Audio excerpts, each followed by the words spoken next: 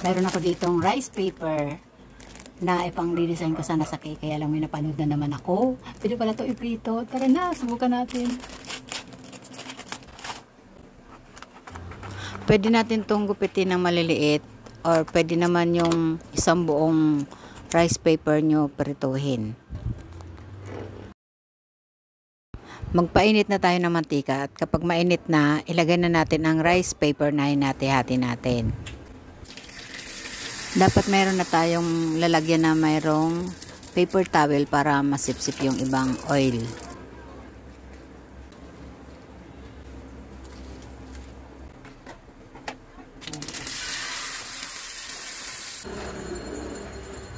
So ayan na nga yung pinirito natin na rice paper. Ayan, may cheese powder tayo dito, lagyan natin.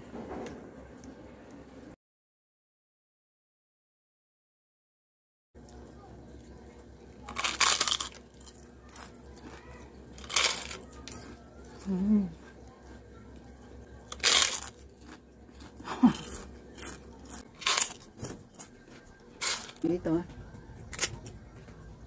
Sausaw natin dito. Chocolate. Sarap. Pwede na pang snack, pang merienda. Pwede ito habang nanonood ng TV, pwede mga pelikula.